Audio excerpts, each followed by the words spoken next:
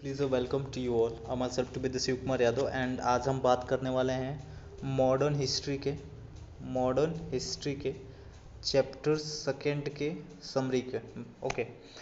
राजीव वहीर की हम बुक प्रीफर कर रहे हैं।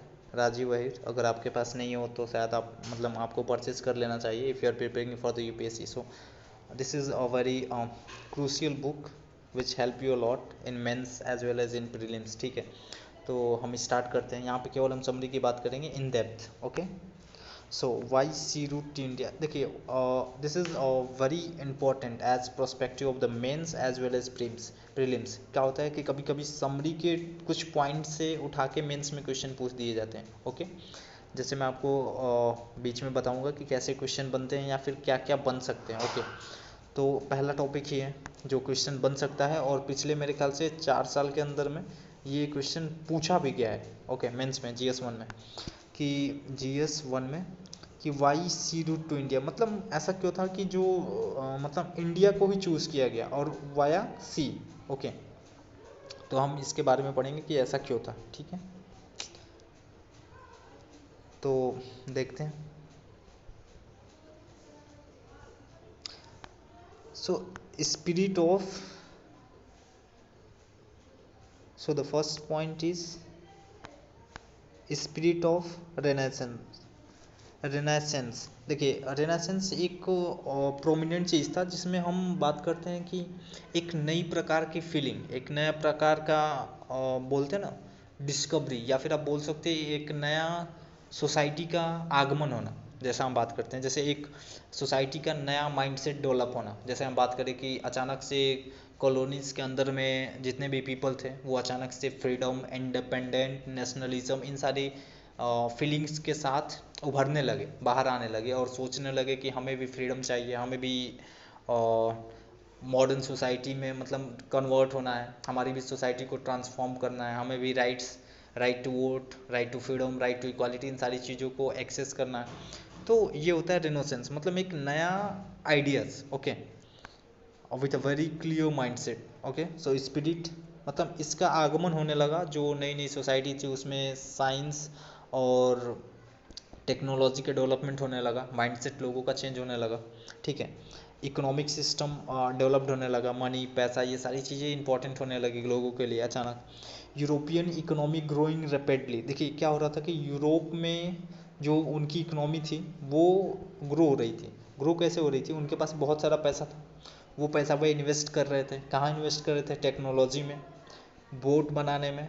अब बोट बनाने के बाद क्या करना था? एक्सप्लोर करना था, तो वो पैसा देते थे बोट बनाने के लिए। बोट बनाने के बाद वो सी वाटर में एक्सप्लोर करते थे कि कहीं कुछ मिल जाए या फिर कुछ नया मिले। ऐसा करके टेक्नोलॉजी के डेवलपमेंट हुआ, अपग्रेडेशन हुआ। ठीक है, तो कहीं ना कहीं जो यूरोपियन इकोनॉमी ग्रोइंग थी वो बहुत ही रैपिडली ग्रो कर रही थी। वो भी एक कारण था कि मतलब सी रूट का मतलब खोज कह सकते हैं आप एक तरीके से, या फिर सी रूट को चूज़ किया गया, ऐसा आप बोल सकते हैं। ठीक है, और सी रूट ही इंडिया के लिए इसीलिए बना क्योंकि वहाँ पे बहुत ज़्यादा पैसा था। They have money to invest to build sea such a level, to build boats to a such a level so that they have the capability to explore the ocean. Okay, तो ये सारी चीज़ें थी। अब उसके आगे क्या पॉइंट है? ये केवल 2 पॉइंट है। Okay, so this is only 2 point. After that we are going to, पहले को स्पिरिट ऑफ रेजोनेंस, दूसरा यूरोपियन इकोनॉमी क्या हो रही थी? ग्रो हो रही थी रैपिडली। प्रोस्पेक्टिव, वहाँ पे लोगों मतलब एक होता है ना रिचनेस शो करना, वो सारी चीज़ें ग्रो हो रही थी। डिमांड ऑफ लग्जरियस गुड्स, जो भी इंडिया के पास लग्जरियस गुड था उसका डिमांड लंदन में इंक्रीज हो रहा था। ओके, तो वो भी एक रीज़न बना।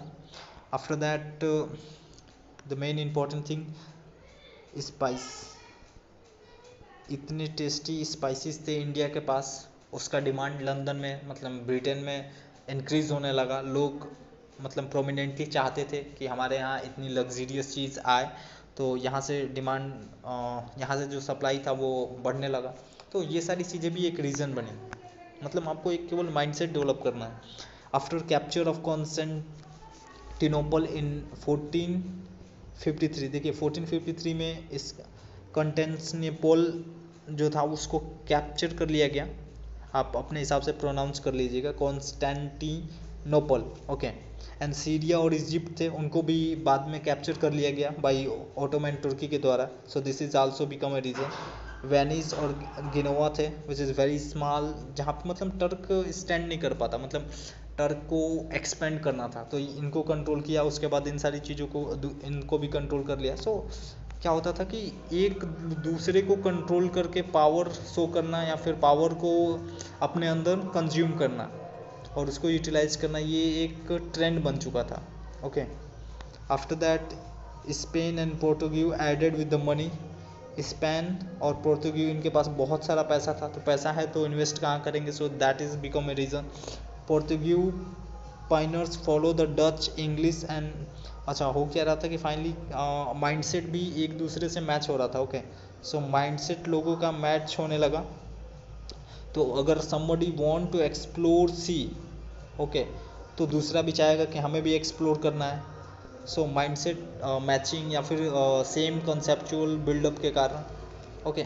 सो this is the reason why they try to choose sea route, why the export has increase. आप जो चाहें वो पूछ सकते हैं या फिर जो चाहें वो बना सकते हैं, ओके।